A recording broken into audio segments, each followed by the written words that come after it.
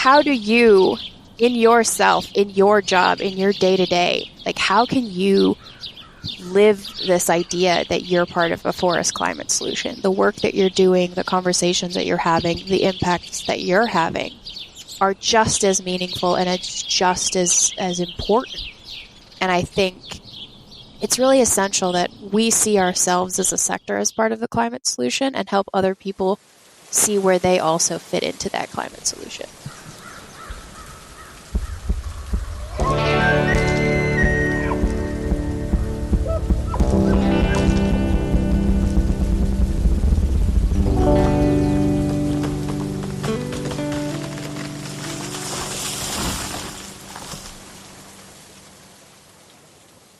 Hey folks, what's happening? Welcome to Your Forest. My name is Matthew Kristoff, and on this podcast, we talk about the environment and the science of sustainability. Today's episode is all about being forest proud. Now, if you're not aware, I know this might seem a little bit, a little bit weird to some people, but Forest Proud is a partner of mine now. And I don't normally reach out to partners to have them on because it just seems weird to listeners. But I feel like Forest Proud, they have a really interesting story to tell. And so what Forest Proud is they are a nonprofit organization supporting forest climate solutions. And they are just trying to promote basically the existence of forests and relationships with them in the attempt to change the way we think about it and just keep promoting their existence. And they want to keep forests as forests is what they say. That's their tagline.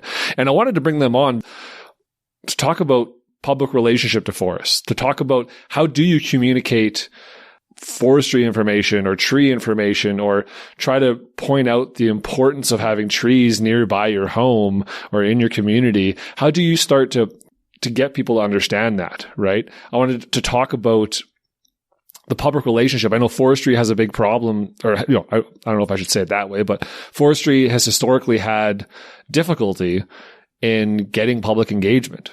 And I wanted to talk to them and how they've tried to accomplish this and how they've got public engagement into these matters, because I think it paints a great roadmap and an interesting side for how this might be able to be part of the solution of getting more engagement into forest management activities from public and from other values, so that we can start to include those values as part of the management scheme actively instead of passively like we have in the past.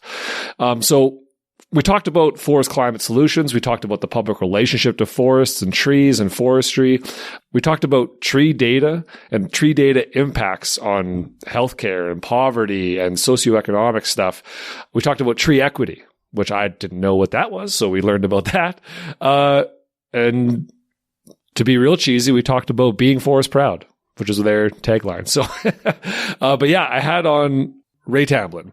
She is a manager of Forest Proud of member experience. She's great, so genuine. She has such a wealth of knowledge when it comes to talking about the social implications of forests and the effects that forests have on our society as a whole. And so it was really, really cool. A great conversation. I can't wait for you guys to listen in. Wes Fraser is a number one sponsor for Your Forest in 2022, and they've been with me for quite some time, and I cannot thank them enough for their continued support. It has allowed me to do this the way I want to. Thank you, Wes Fraser. And Greenlink Forestry, also another big sponsor, been with me since the beginning. I cannot thank them enough for their support. Same thing. Thank you, Greenlink. You're the best. And Damaged Timber is another sponsor. They are a company selling damaged timber that you can put in your kitchen. If you want to find what that is, if you want to find out what that is, go to damagedtimber.com, put in Your Forest 10 at checkout if you buy anything.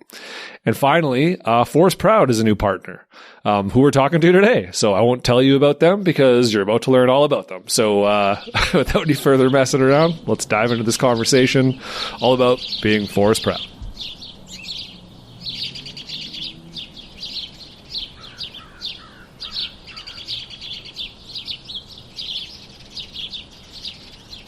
Yeah, first of all, thanks a lot for coming on. I'm excited to get into this and talk about these issues. I think the public engagement, public education thing is something that I've gotten to in a few different ways, but never directly as like a forest general advocacy or education thing, right? So I'm excited to talk to you guys about this.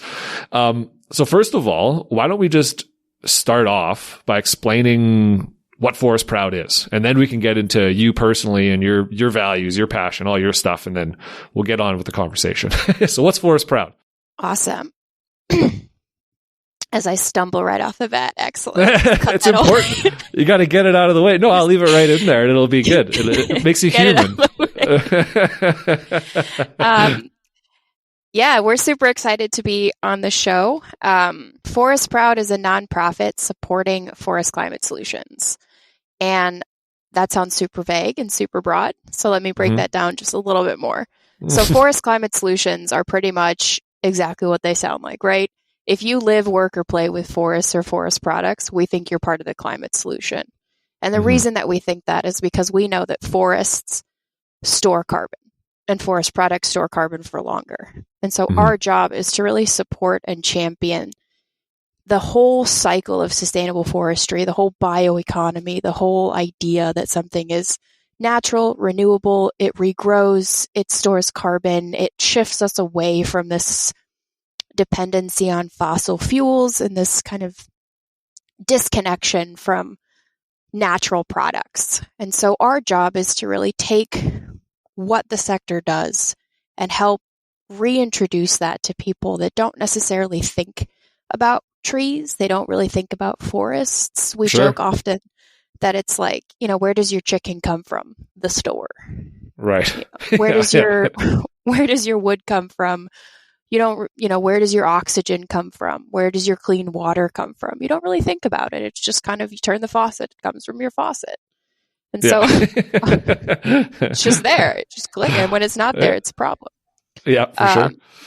But so definitely we think, so we think it's very much inside the sector, and we say the sector in its broadest sense. So if it's everyone from conservation, hiking, hunting, bird watching, logs, lumber, pulp and paper. If you live, work, or play with forests or forest products, we think you're part of the forest sector.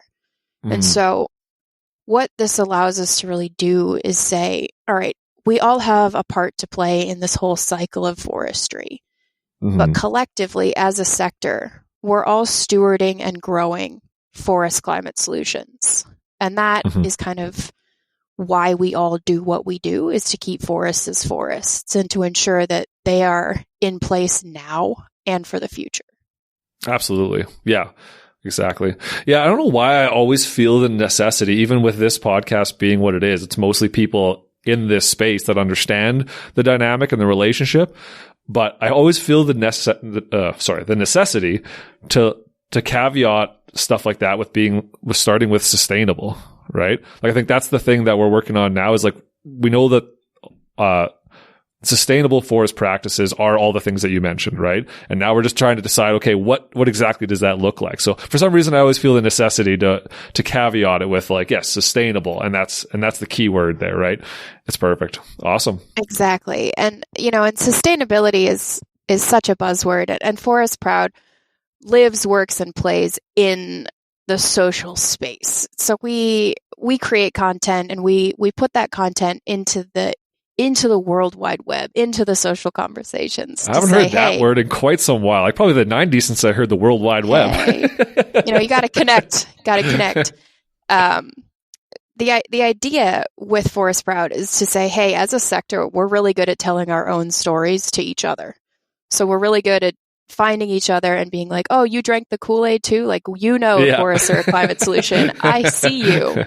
Yeah. And then we don't really tell our stories either to each other. So wildland firefighters may not really talk to a supply chain company or to a conservation organization, or they may not really understand how they all fit together on a day-to-day basis in supporting and advancing climate solutions. And in the same way, the general public, which is a very broad term, hello, general public, is... if you're listening. Hello. The general public, for the most part, doesn't really think about trees or forests. It's not part of their day-to-day jobs. We work heavily in this space with these topics, with these issues. And our job at Forest Proud is to take the information in the sector, the science, the stewardship, the work, the place-based initiatives going on in the sector, and meet people online where they are. They're not having necessarily conversations about, silviculture management practices, but they are online and they are having conversations about carbon and net zero and decarbonization and reimagining our cities and rethinking our carbon future. And so what we do and what we're really good at is finding those conversations and hearing what our audiences care about and helping them connect the dots back to forest management. Because Absolutely. we inside the sector know that forests are a climate solution, and forest management is how we maintain those solutions, and forest markets and products are how we sustain them. Yeah, but the for general sure. public, if you will, Yep. doesn't really think about it until maybe there's a toilet paper crisis. Mm-hmm. Or Absolutely. until, a company makes a big replanting goal and then suddenly it's all about, replanting trees. And so we find those conversations and we say, hey, we're so excited that you're talking about carbon and climate. We're so excited that you're talking about planting trees. Let's talk deeper about that. Let's have a conversation about it and kind of reintroduce you to the full cycle of forest management, because tree planting may be like step 7. Yeah, yeah, for sure. Yeah, there's a lot that comes before that, for sure. That's kind of the end of the road, actually. Depending on the point, you're like, that's 7, that's 8, that's like the end of the cycle, and then we're going to what? Yeah, yeah. It's like it's like the second last step. The only one after that is monitoring. But yeah, I find that interesting because it's a similar conversation that I've had at a lot of conferences and stuff with folks. Is that like even the forestry community is terrible at depicting their values and being like, hey, we're passionate about this and this is a good thing. These are solutions. We never talk about it amongst ourselves or with other people. And that's part of the problem, right? Especially when most people, I would wager to guess, if most people hear the word forestry, they immediately think like clear cut, deforestation, and like stuff like that. I think that, yeah. Sorry. But it's mostly, I feel like it's mostly bad context of the, you know what I mean? Like I mostly tend to joke that it's because there's a whole generation that grew up and we watched Fern Gully. Or Lorax or something. Yeah. I grew up on those movies, and I definitely had to come to a much deeper understanding of forestry in general, because I was like, oh my God, if you cut it down, then there's like a monster and there's fairies. And yeah, you're killing Fern Gully was a good time. Yeah, I like that show too. That's funny. Right. You're like, what? But I had to really come to that understanding myself. And that was definitely kind of a sideways process into a deeper understanding of forest management. And you're right. Most people, when they think of forestry, if they think of it at all, it's associated with a point in time. So a while back, we did this kind of interactive quiz thing, back when Facebook quizzes were fun and cool, where you had to click.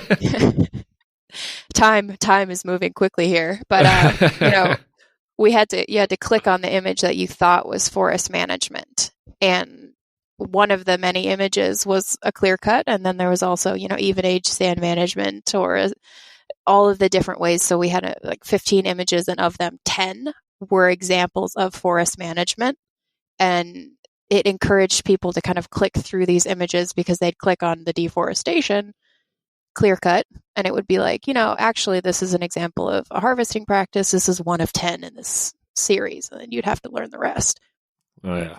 And we made sure there was like a parking lot in there, because that's technically deforestation, to make sure that there was that understanding for sure. that there's harvesting, and then there's replanting, and then there's deforestation, which is the land conversion. It's really getting them to understand that connection to sustainability versus deforestation, which is urban sprawl and agriculture production and that kind of stuff, right? So yeah, for sure. Deforestation is one of the biggest threats facing forests, and it's always tied back to land conversion and how you value the land as a society. And so, we have to value the forests for the products and for the benefits that it provides to us, because the alternative is a small landowner who has to sell their land to make their payments for property taxes, and it's better to sell it to make it a condo. Yeah, make a lot more money that way. That's for sure. Right, people got to make a living.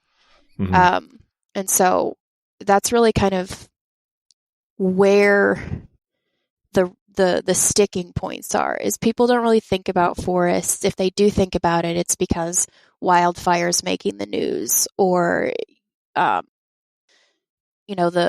was a harvest done, and it's in your face in a way that it's not when you're just kind of casually breathing oxygen. Yeah, no, it's not something that people are like thinking about and making that connection to. And I think it's important. It's a hard one to try and do. And I tip of the hat to you guys for trying to accomplish this, because it is a tricky one, right? And to try and do it in a way where people believe you and don't just say, yeah, whatever. Because there's a lot of that going on too, right? Absolutely. But yeah. I think that's really what sets us apart from some of the other communications-based kind of campaigns. We're a nonprofit, so our job is to educate and inform and help people really understand from their own values and their own perspectives why this conversation is so important to be having. So wherever you sit within the larger spectrum of understanding, if you're starting from don't cut a tree, or if you're starting from deep in the Kool-Aid camp, there's no wrong way to engage with a discussion about why forests are important as a climate solution.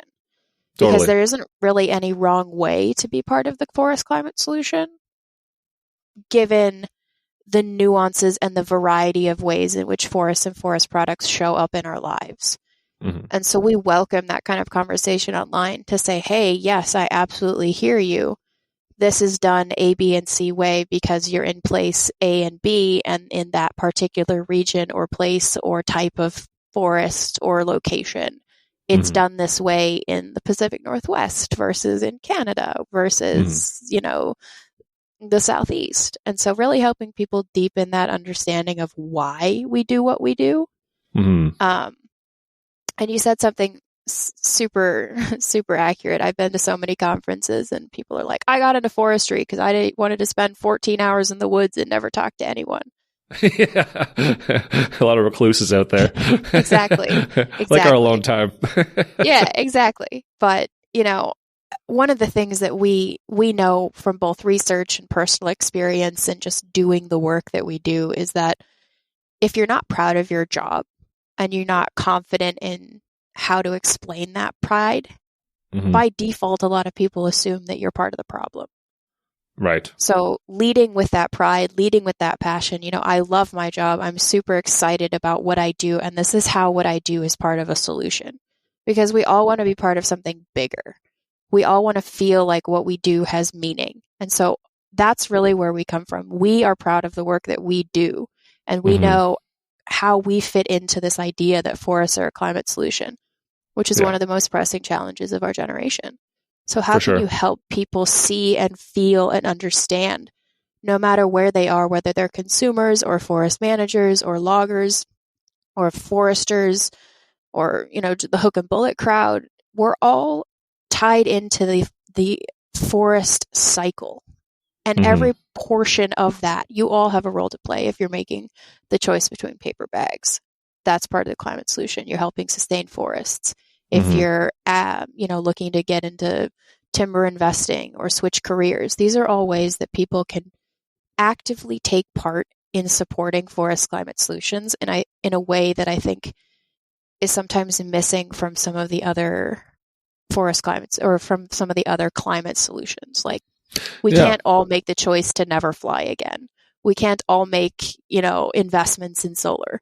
I don't have a house. I can't do a homeowner subsidy. Yeah, right.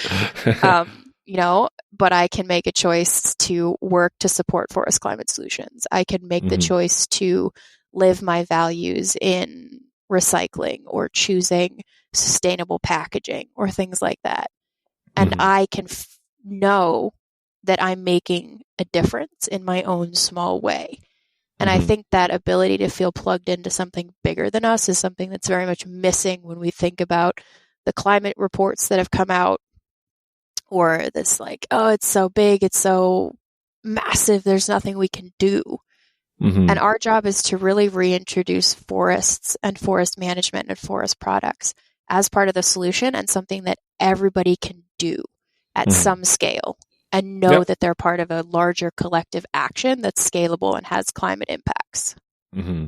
Yeah, they're contributing. And I think that's what people are looking for too, right? They want a way to feel like they're connected to this issue and making some kind of headway in it with the decisions that they're making, right? I think you're right. And I think most people probably don't think about it that way. Honestly, in all honesty, I think even maybe I don't think about it in that deep of a context, right? And this is what I do for a living. So I like that little spiel you gave. It was good. It was very well put together. And I think you made a good point for it. That's perfect. You definitely, right? How do you in yourself, in your job, in your day to day, like how can you live this idea that you're part of a forest climate solution? The work that you're doing, the conversations that you're having, the impacts that you're having are just as meaningful and it's just as important. And I think that's something that, our foresters who spend 14 hours a day in the woods, all the way up to folks who are going to conferences or helping manage acres or working in manufacturing. It's really essential that we see ourselves as a sector as part of the climate solution and help other people see where they also fit into that climate solution. Yeah, that's awesome. I love that. So you're talking about people want to feel that meaning, that passion behind, or not feel the passion, but they want to feel the meaning behind what they're doing, right? What their jobs are and how they're contributing to society in a bigger way besides just getting a paycheck. So let's dive into you.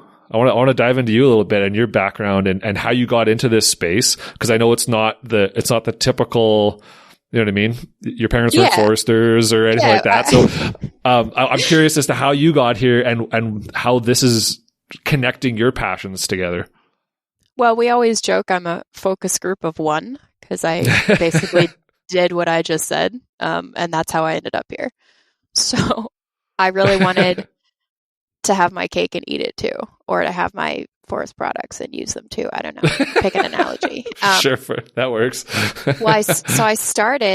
I have a background in sociology, anthropology, multicultural studies, and gender studies. And so I graduated from college and it never occurred to me. I grew up birding and hiking and hunting and fishing and all of that. And it never occurred to me that I could get paid to do that. It was always something that you did in your free time. And you were like, yeah, all right, that's my weekend thing. And then I worked in anti-poverty for 5 or 6 years. And I did data collection and communications about data, which to our public leaders, which is challenging. So you need a lot of data. You need a lot of data to back up what you say. So I worked on massive data sets. I was connected to about 1,000 different entities in the United States that were working on anti-poverty solutions. And they were different based on the place. So based on that place-based need. And so I would have to explain why all of these things were collectively advancing anti-poverty solutions. Much like in forestry, it's different by place, but collectively we're all working on forest climate solutions. So I could make that pitch when I shifted jobs. Nice.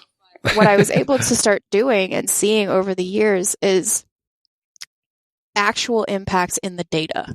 So I would call up a connection or an agency of mine and say, hey, last year you had 40 people on food stamps and welfare programs, and this year you have 400. What happened? Did you get an extra 0 when you filled out this report super late at night? Like we've all been there. And they said, no, the local paper mill closed. Everybody in town is now on food stamps. Oh, okay, great. I'll just log that as not a data error. Thanks. Right.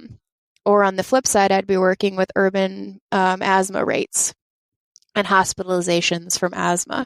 And you could see them go down over a period of a couple of years. And you'd say, hey, what changed? I flagged this as a change over time. And they'd say, oh, we put in a park, or we did a street tree planting campaign, or we did a brownfield restoration project with one of our partners. And you could actually see the asthma rates trending downward as a result of the street tree project. That's insane. So, I was able to see the impacts of trees and of forests on the data I was working with and on the anti-poverty side of things. So that was one of the things I really cared about. I mean, I studied anthropology, I studied sociology. I wanted to be part of the people-based solutions. Mm-hmm. But on the flip side, I was also working in my free time as a tree planter. I was doing tree advocacy in DC, where I was living at the time, to say, hey, you know, maybe when you put in that new development, instead of cutting down those trees, maybe we just move the development to the left and leave the street trees. You know, keeps your property values going. It's good for the environment. Don't do that. We like birds. Gotcha.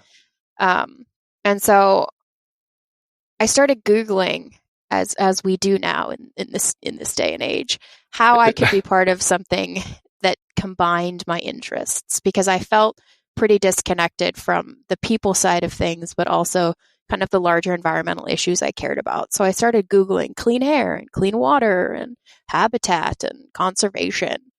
Mm-hmm. And it took me, I don't know, like a year and a half to actually connect the dots that if I just worked in ocean conservation or forestry, I could be part of everything I cared about. I was like, oh, no problem. That should have been Google number one. Right. How to be part of the solution. Work in forestry or work for ocean conservation. And you're like, okay. So that's how I ended up here, because Forest Proud was basically doing that level of education. They were connecting the dots that I had to connect myself on Google to say, hey, if I just worked in forestry in some form, I could be part of rural revitalization and urban economic equity and tree equity programs and access to green space, while also helping clean air, clean water, and bird habitat, which is what I really also care about. So just by shifting sectors from anti-poverty into forestry, I'm able to have an impact on both the people and the places that I care about. So I really felt like I got to have everything that I was looking for and deepen my professional and personal values in a way that I was missing when I was working on only the people side of the anti-poverty program. Gotcha. I love that. That's really cool. Because, like you said, that's what people are always looking for, right? They might have the meaning, but they're maybe not enjoying their job or passionate about it. They know what's important, so they do it. And if you can find that sweet spot where you can get what you love to do, the world needs it, and you get paid for it, like that's the perfect. Exactly. That's awesome. I mean, I was like, yes, sign me up. And now I've been here for almost 5.5, 6 years. Nice. That's awesome. Yeah, it's I interesting that you felt went like I could have it all if I just switched sectors slightly, which it's not really a huge shift for me, but especially in the beginning, especially to my friends, I'd have to be like, well, it's not really that different. Like, I'm now working on a bigger scale with forest products and trees and this, but I'm still working on rural issues and urban equity issues and all of the things that I cared about. But I can just add the forest into there. So it was that's cool. It's pretty cool that because I think most forest people, like foresters, I'll just use that because that's what I am and that's what I know. We're not, I would say we're anti-people. We're not anti-people, but you know what I mean? Like we want to go to the bush for 14 hours a day and see the birds and the trees and the grass and the thing, right? But so that connection directly back, besides the selling of products, right?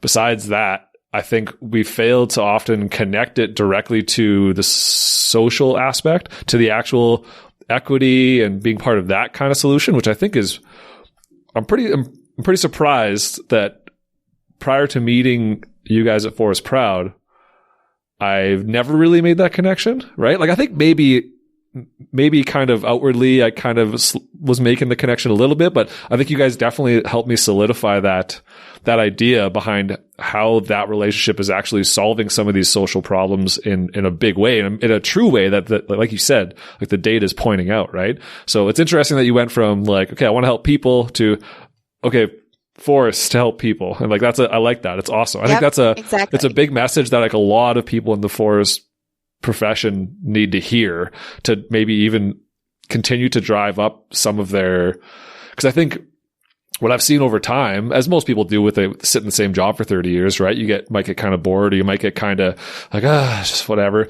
But to reinvigorate that passion to be like, hey, I know you love the forest and stuff, but look what you're doing to help people, right? And I think so even relating this back to people in the industry, I think is going to be a big deal. right? And Yeah. getting us to understand that, because I didn't. And I do this. Like, I have these conversations all the time. I think that's really, it's the values, it's the people first. Like, everything that we do is showing that in order to have an impact and have a solution and have that part to play, everybody has a desire to do that and be part of something. And how you go about that, you could be managing land, you could be working for a workforce development piece. But at the end of the day, and this is obviously my sociology bias, but the way that society interacts with its natural resources is dependent on society's values. Yes. And so if we don't value and understand the connections between our natural resources and our people, we won't have the true impact and the ability to maintain and value the natural resources in a way that is good for both people and planet now and for the future. Absolutely. Yeah, no, I think that's totally right. I think if you look back at, like, maybe say how forest industry operated early in the 1900s, in the 1950s, 60s kind of thing, and there wasn't a lot of, it was kind of the sustained yield idea, but there wasn't a lot of thought around that kind of stuff. There was housing booms, there was wars back then, there was all kinds of stuff going on where it was just like, no, we just need the timber to make this work. And society was valuing that. And then when we started to have more communication and started to realize the impact that kind of a lack of planning in forest management was having on the environment, we pulled back. Kind of not, I wouldn't even say naturally. We pulled back because of public outcry, right? There was a lot of just social movements against a lot of forest management because of the lack of planning that went into it. And now, because of that, we had that public communication. All of a sudden, forest management is so much better and so much more just all inclusive and just better all around. It's better for everybody, right?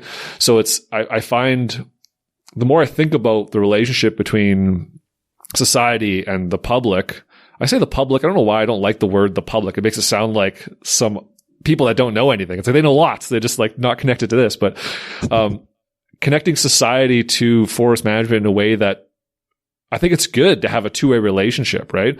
Like something we were talking about in a different phone call was talking about, like, you guys do education, right? You guys are informing people about the stuff that's going on out there. But what we talked about at one point was talking about that two-way relationship, right? Not just being like, here's the information, like, I hope you read it, I hope you understand it, but you're actually like communicating with that person, being like, what do you care about? Like, why are you here? How can I help you make connections that you might be struggling to make? Like, I think that's having that two-way relationship and not just an advocacy campaign that's just like, saying, here's the information. Like, hey, yeah, forestry is good. Like love it. It's really cool, guys. You'll love it. Like, buy forest products and like it's happy. I think it's it works a lot better to have a conversation, the authenticity, right? I think that's really what it is. Like, we believe in what we're doing. We're living our own values by working and saying and doing what we do. And the same for everyone in the sector that's associated with a forest climate solution and with #ForestProud. And it's the invitation to meet people where they are. We can't just continue to do the same old. I mean, even if, you've seen it where you post up a flyer for a meeting and you put it in the same places you've always done, and then you get the same people and you're like, well, why doesn't anybody come? We've made it clear that they're invited. Well, they're not there. Yeah. Like, they're not seeing your flyer. Yeah. Or it's become so regular that they just blow right past it, right? Because it's just like part of the scenery now. Right, right. Like, we joke, we're not competing with each other in the sector. We're competing with baby pictures and cat pictures. Yeah, right. How do you stand out how do you put forest management on the same level as like a cat and your new nephew? Yeah. That's a big task. I mean, you can put a cat in a cardboard box and that really always catches attention. And then you can talk about how cardboard boxes are a forest product. Pro tip. We've done that. Nice. But I think, it's hearing what's important to people and helping have that conversation. So right now people are online, and when we say the public, you're right, it is a super big faceless monolith, the public. Whereas what we're really focusing on is 18 to 34-year-olds, plus or minus, because we know everybody cares about forests as a climate solution, but 18 to 34-year-olds is our way of saying who cares and is looking for solutions now that is going to shape their purchasing habits, for the next 20 years, their employment choices for the next 20 years, the issues that they're kind of learning about and starting to engage with. At 18, you're looking for your next thing to study in school. You're looking to deepen your understanding of terms that you may have heard, like what is net zero? What is a carbon market? What is deforestation? What is decarbonization? Man, you hit all the big words right like that. You just like listed them. They're like all the big trigger words. and what are they? And so how do you help people get the answers that they're looking for and have a place to take that next step? Like we always joke that a carbon credit is like an NFT or Bitcoin. Like you can buy it, you can make it, it's kind of exists, but like what is it, right? Like I know what a Bitcoin is vaguely. And so how do you kind of understand where people are starting and what issues they're talking about already? And then joining that conversation instead of expecting people to come to us and say, help us understand forest management, when you may not even know that forest management is a thing. So how do you find where people are looking for more information for those solutions? And they're online. They're talking about carbon and climate change. They're talking about net zero. They're talking about all these buzzwords. And so how do we go to those spaces and show up in a way that encourages them to learn more and engage with us instead of leading from this place of, we have all the answers and, you're just late to the party. We're like, yay, we're so excited that you're here and talking about carbon and climate change. Let's talk about trees. Yeah, that's awesome. Yeah, no, and it seems like but it's the harder approach too, though, right? Like you can't just make an ad, pay for it, and throw it out there and be like, yeah, that's like we've done our job. Now you actually have to engage and communicate and talk and so how much of your time is spent doing that kind of stuff? Because I think that's probably the meaningful work is like one person at a time kind of thing, as exhausting as that sounds. Yeah, it's a lot of time, more time than I would care to quantify. I'm salaried. But I think what it is it's both this big impact metric about we started the idea of #ForestProud as a way to build an online community of people who are doing and saying and resonating with this idea that no matter where you sit in the sector, you're proud of the work that you're doing to support and advance forest climate solutions. And that there's a role for everybody. So anybody can use #ForestProud and show up. And so we started it with this idea of like, maybe we could get 500 likes. And now we get 7 to 10 million impressions a month. There you go. And that's 7 to 10 million eyeballs on just our social channels. So if someone else picks up #ForestProud or starts posting about why they're proud of the work they're doing and how they personally are part of a forest climate solution, that number can just kind of snowball out in its own organic reach as it kind of trickles and percolates through all the various social media spaces. And so we know that people see and hear and are engaging. And so we've picked up momentum rather exponentially. We were like, yeah, it could be fun. 500 people. Blew up. No. That's awesome. And what's awesome is when we look at it and when we look at like Instagram, we look at who's posting #ForestProud. It runs the whole sector spectrum. So I might get somebody with their new chainsaw being like, yeah, check out my new chainsaw. And then someone's like, look at this cool mushroom I found.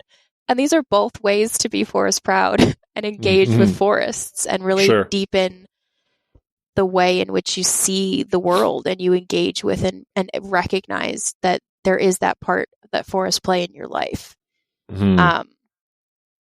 So I think being able to meet people where they are is definitely a big part of that, and saying there's no, like, it's okay to be where you're at in the sector, and it's okay to be where you're at in living in a city or not really having access to a national forest.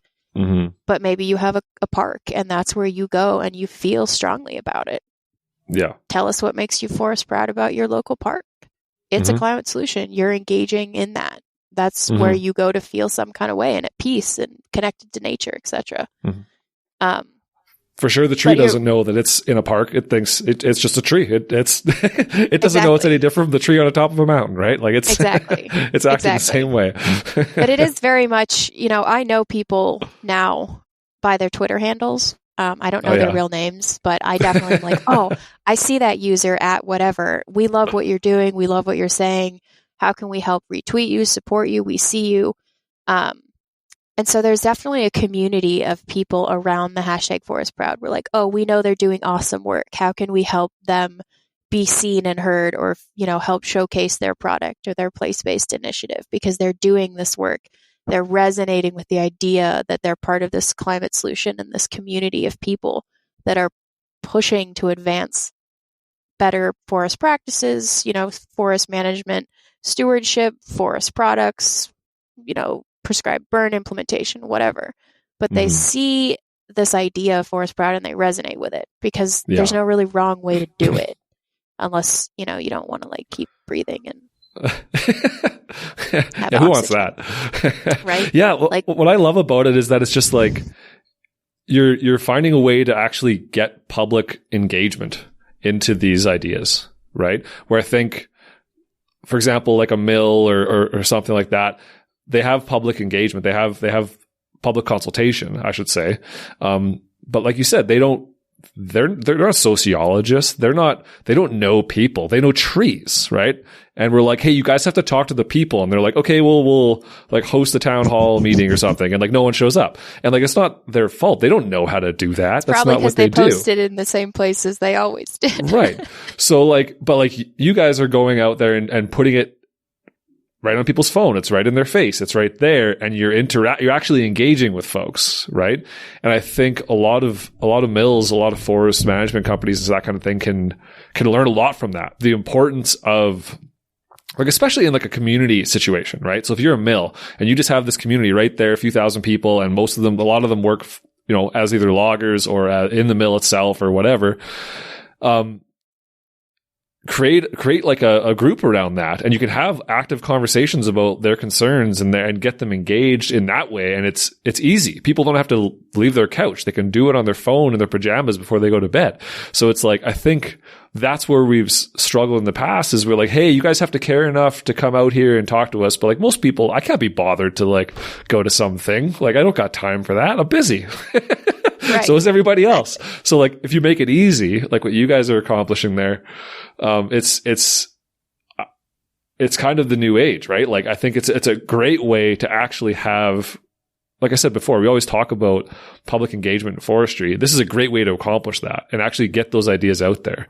It's really, really cool. So it's very much what do you care about as an 18 to 34-year-old online? What are you doing at 2 a.m.? What are you talking about? What are you looking for? What keeps you up at night?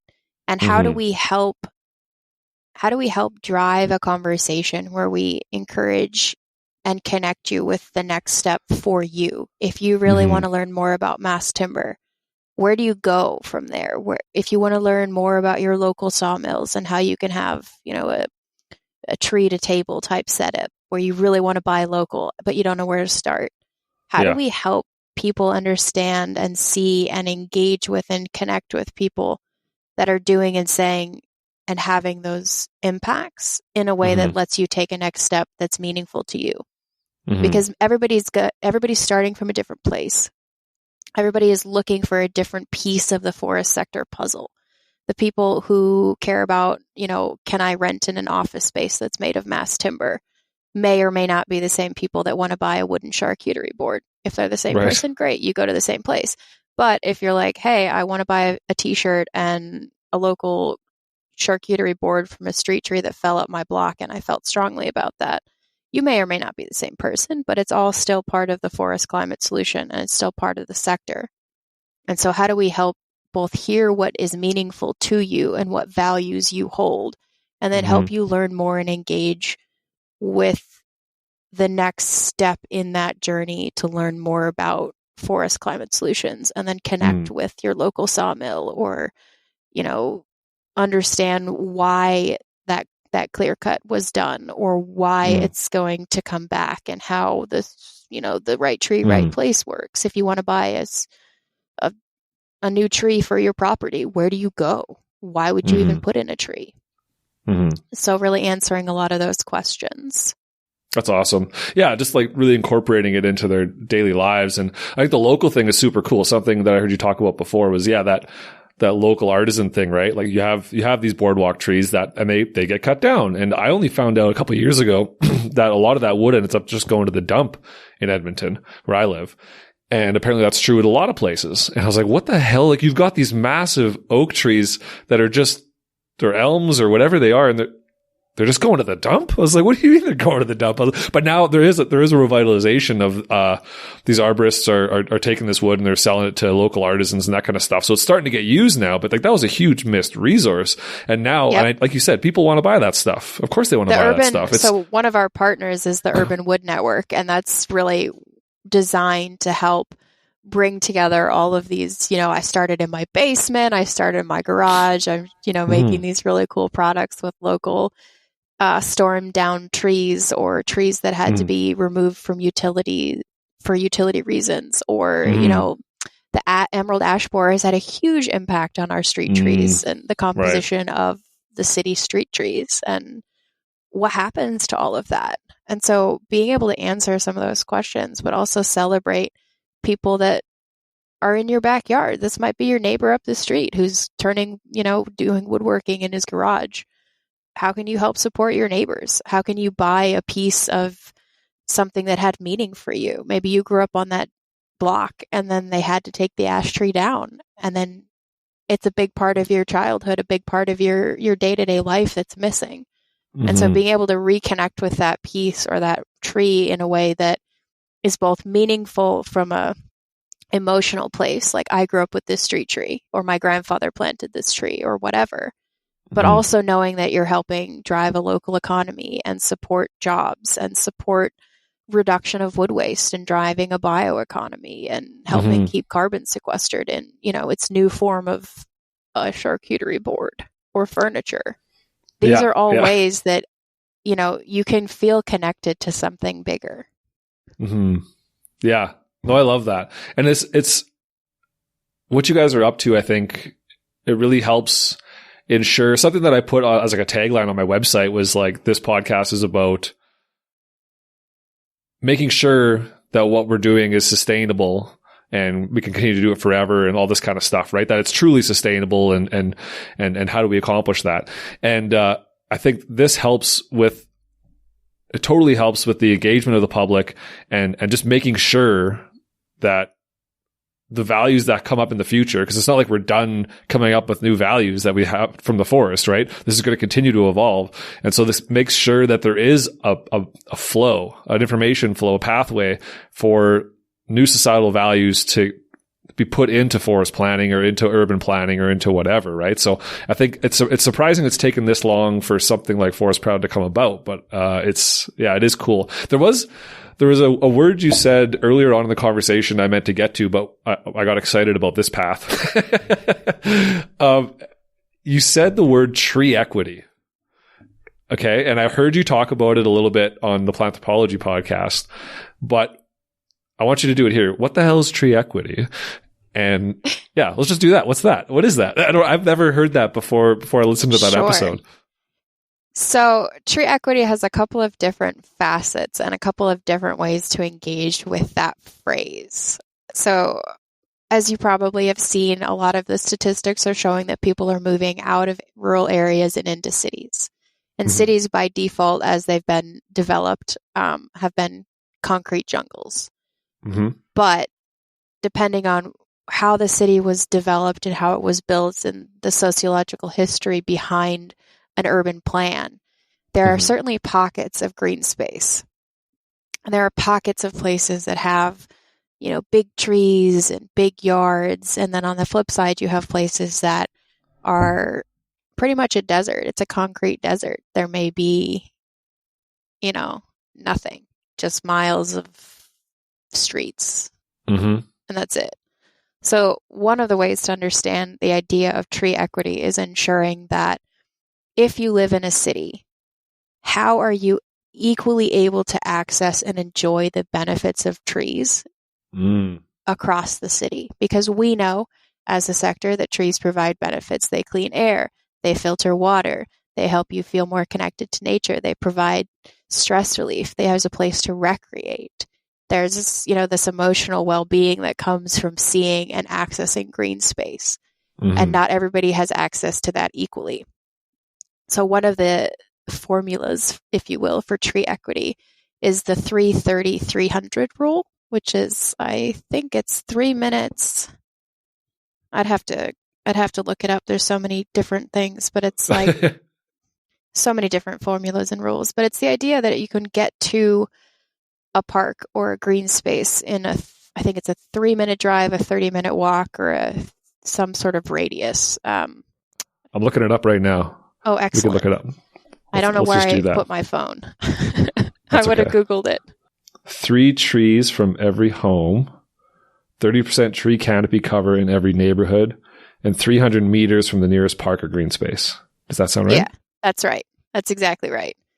So they're saying every home should have 3 trees? That's the first one? Yep, or within 3 trees. So if you're living in an apartment, you have 3 street trees, or if you have a home, you have at least 3 trees on your property. So it's really the idea that within a certain area, there should be at least 3 trees for every person's residence or enjoyment. So, as you're going down some blocks, I know you've probably driven through cities, you turn to the left and there's like huge mature street trees, and then you turn another 4 blocks and there's like no trees at all. So some of that is legacy planning issues where they just either didn't plan on street trees or they just didn't put them in. Or, they didn't plan for parks. So how do you take, there's this really cool movement in the States going on how you take abandoned buildings and lots and convert them into parks. So again, it's coming back to the society's value of land. So if you value the home, which we should, because we have an affordable housing crisis, we can go into that later. Sure. But we also should value access to nature, because it's not just, you shouldn't be able, so the public land is a huge thing, right? Like, how do you access something equitably? And a lot of people who live in cities may not have ever been to a national forest, or they don't have access to big open spaces and big forests, but they may be able to walk to their local park or their local green space and connect with nature that way. And that's your on-ramp for being like, hey, I see this tree. I grew up here. This is my local park. This is my local connection to land. Whereas in rural areas, maybe you grew up hunting and fishing and you could just disappear into the woods for 4 hours and come home later. Whereas in cities, you don't have that access, that equitable ability to be in nature and experience that kind of connection back to the land. And we've been connected to the land for all of our history. And only with the evolution of cities have we been disconnected from the day-to-day rhythms and, hey, the trees are blooming, like the leaves are out, hey, something has changed, and I noticed that. And so tree equity, one way in which you can understand tree equity is this ability of equitable access to nature and greenery and the benefits that some places enjoy more than others. And so the idea behind tree equity is, as you kind of reimagine cities for the future, how do you ensure that everyone who lives in cities, which we know that number is only going to go up, how do you ensure that there are places where everybody can access and enjoy the benefits of trees and nature in an equal way? No, that makes sense. No, it's not a concept I've ever tackled on the show here, or even really thought about myself. So but it totally makes sense. Yeah, you absolutely want to have more of that. It's good for, like the data shows. I'm sure you're aware, right? There's a lot of analytical ways to go through this and show the importance of having trees nearby. So it's not just an emotional or mental health thing. It's also actually physically in the data that you can measure, for sure. Exactly. And then, you can also tie in the idea of an urban wood economy. How is equitable access to street trees also going to underscore and drive an equitable urban wood economy? So who has access to these down street trees? Who can be a local business owner and have, a small sawmill or doing urban wood in their own community? And then it's that local urban revitalization, it's the employment factor, it's this idea that I can buy local, etc. And so this is obviously not intended to supersede or take the place of larger wood shops and larger sawmills, but it's once again driving the idea that no wood is wasted, that it's all going to kind of continue to store carbon. It's going to drive a circular bioeconomy and at scale. So the scale of an urban wood economy is not going to be the same scale as a large rural wood economy, but they have equal meaning and equal impact when it comes to being able to engage with a climate solution. Yeah. No, that totally makes sense. Yeah, it's something that I can highlight from the last episode was the 2 billion tree episode.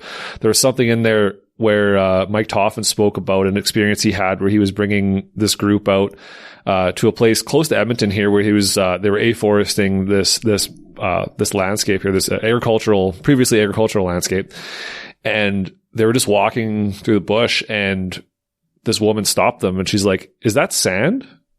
And they're like, yeah, that's sand. She's like, "Oh my God, I've never seen sand before." And this woman is in her 30s, right? And they're like, he's like, "Okay, what's going on here? Like, how is that possible?" Right? But there's like, who knows? Like, you grew up in an apartment, you went to school, there was no sandbox at the school or whatever, and you don't realize where people's disconnect from nature, like how severe it might be, right? Because like, my life's not their life. Everyone lives a different thing. Exactly. And like, and something that you mentioned too, I wouldn't say we have this issue as much in Canada, is the access to public land thing, right? Like, I know the States, it's a lot more privately owned stuff, and you actually have to go to a national conservancy or whatever the terminology is. I don't know. I'm Canadian. We just have almost all of our forests, at least in the West. It's all public land. We call it crown land. It's all government owned, right? And so everybody can just go out. It's easy. Whereas, in the States, you guys have a lot more people, and a lot of private land. So I imagine it is like a much, much bigger issue, is having people being able to find that connection. And I'm sure when they do go to like some public property, there's a lot of other people there. It's not like they can go be by themselves, right? Unless they take off 100 miles into the bush. Oh yeah, exactly. Yeah. And that's actually another way to kind of get at the idea of tree equity, is that can you access it? Mm-hmm. And so if for example in Canada, is it expensive to take public transportation to get to public land? Because if you can't necessarily afford it, or there's no bus line, or there's no way to get to a public land access point, can you still go? What is the barrier to accessing?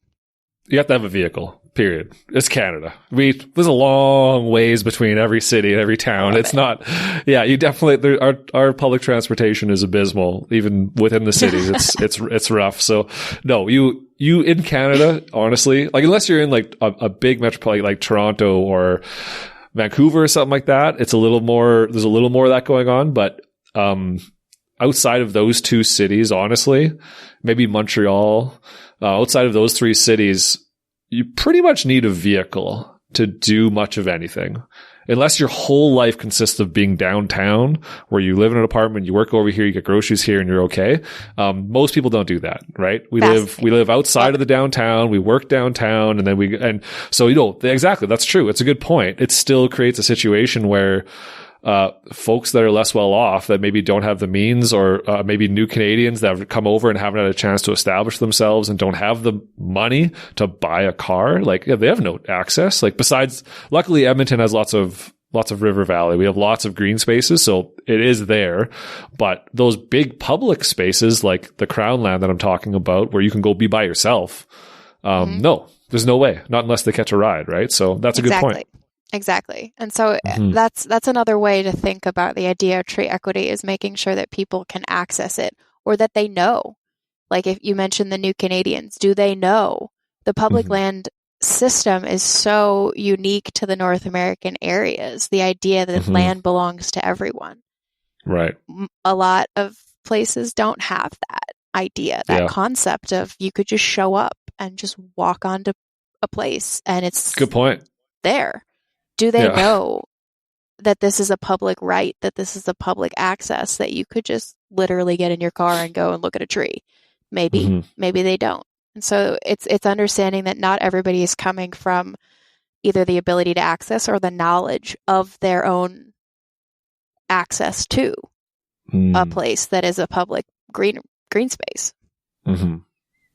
Yeah, no, it's really important. I'm glad we had this conversation because it's not something I've discussed, but he definitely brought up some points that I'm going to be thinking about now for sure. Yeah, the urban planning, the urban development, the whole idea of the tight knit societal requirements or societal needs of people to be attached to nature is not something I've explored a ton on this show.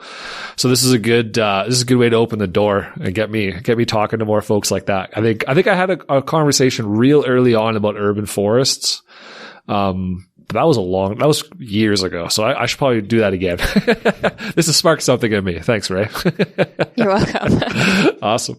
So, I kind of want to finish off a little bit with talking about the specifics around Forest Proud and how you guys, I always say you guys, I'm noticing that a lot in this conversation. I still say you guys a bunch. I know that, you folks. Okay.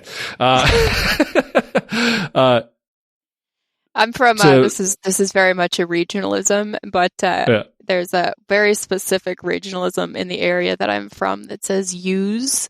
Or yins. Use guys. Yeah. Use guys. Use. Yeah, yeah. So anybody listening to this that knows where Pennsylvania is like, it's a Pennsylvanian right there. Use.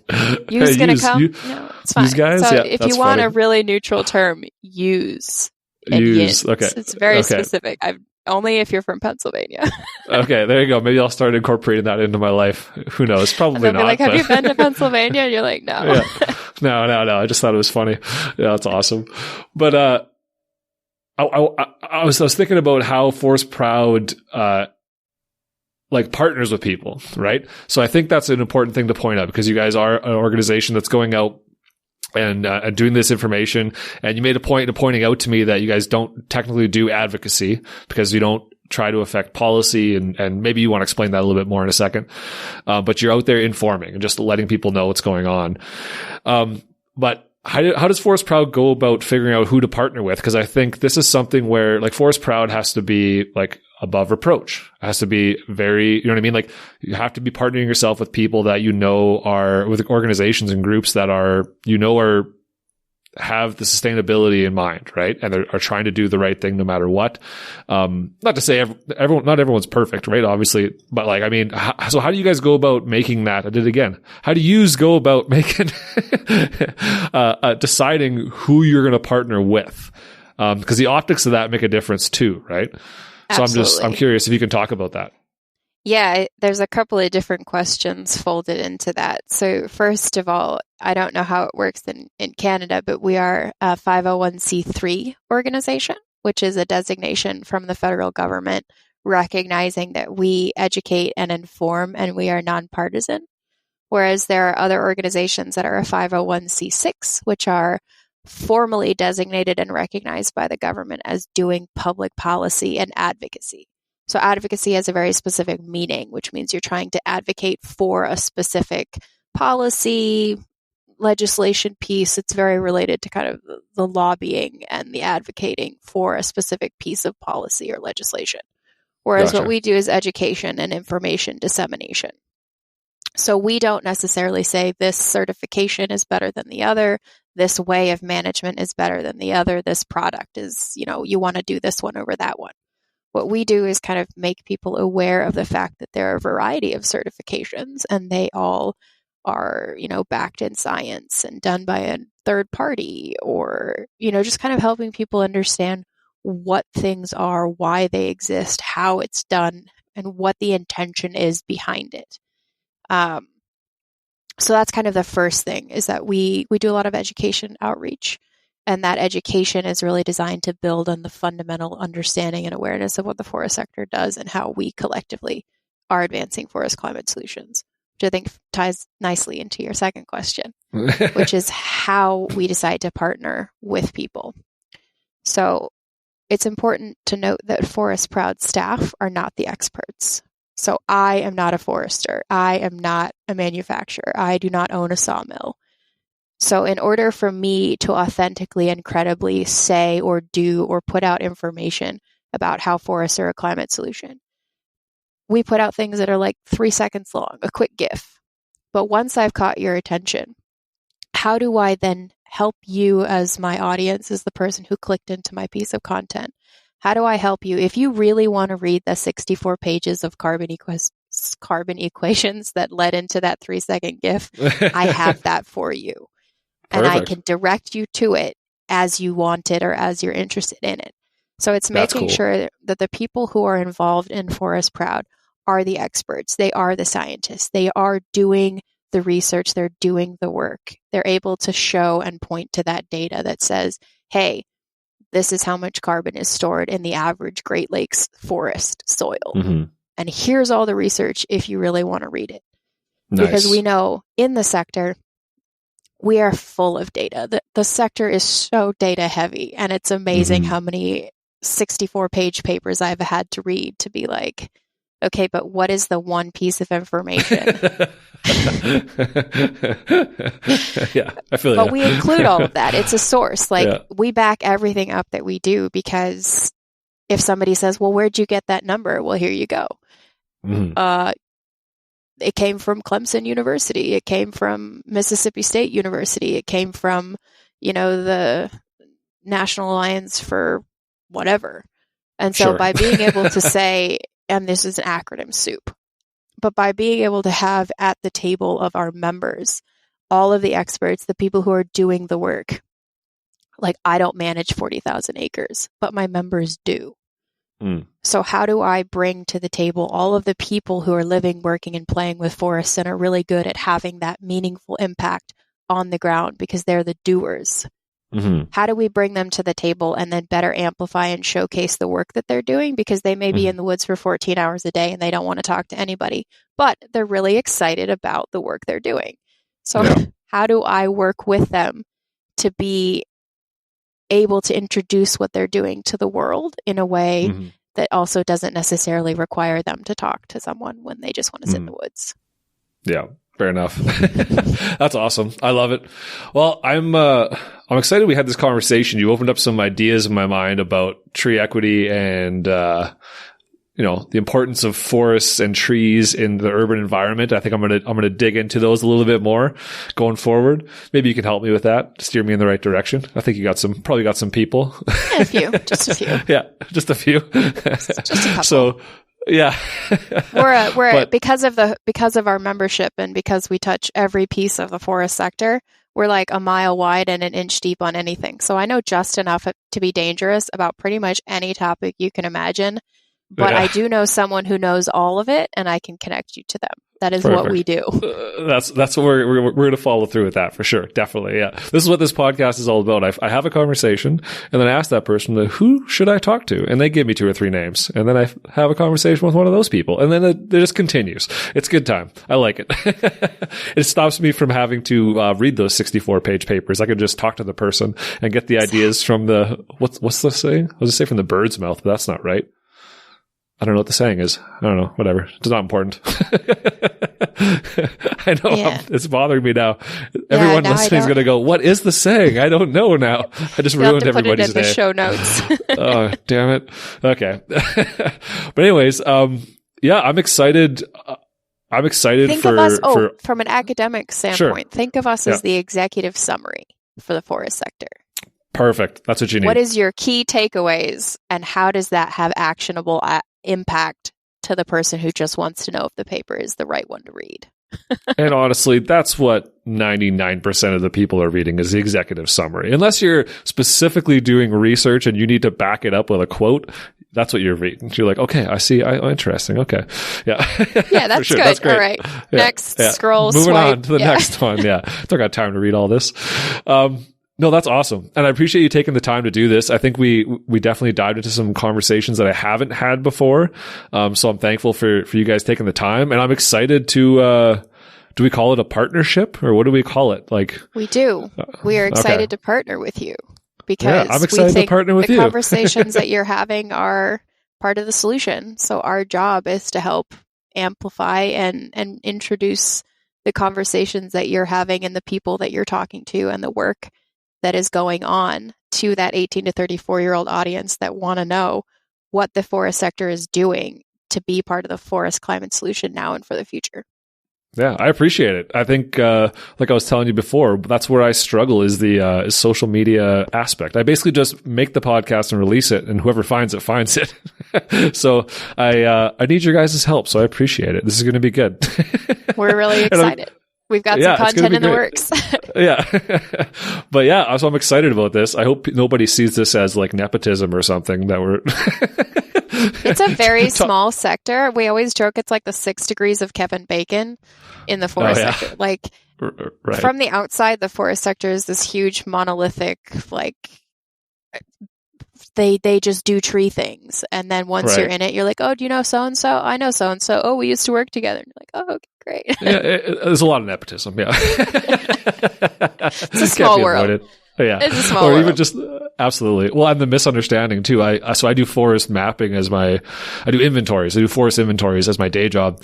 And, my family, my parents are foresters. My one sister is a forester, but my other sister and her husband and all my friends basically just say like, what does Matthew do? It's like, he counts trees for a living. I'm like, yeah, as if I'm like, no, that's not what I do, but sure, why not? So that's what I tell people. You're like, it's close. It's close. Yeah.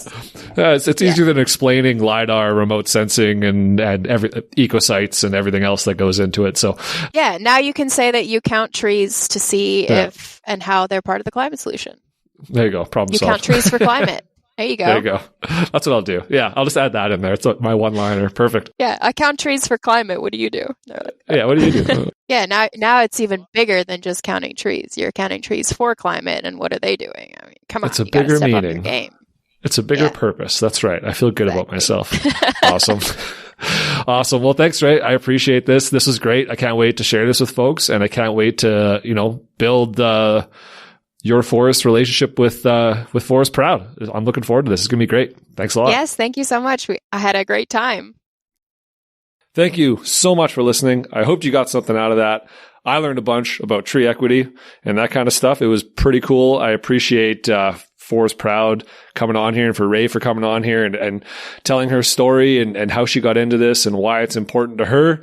And I'm just excited to share this with folks. So let me know what you think about it. Shoot me an email, yourforestpodcast@gmail.com. You can follow me on Twitter, yourforestpodcast, Instagram, Facebook, that stuff. I'm mostly active on Twitter more than anything else, but I'm terrible at social media. But I will get back to you if you contact me. Lots of cool other episodes coming up. I can't wait to share them with you. And, if you want to help me out in some way, just share this on social media, tell a friend, rate and review it on Spotify and on Apple and wherever you're reading this or reading it. You're not reading it, you're listening to it. Man, I'm tired. All right. I'm gonna call it a day. Thank you for listening. We'll catch you next time.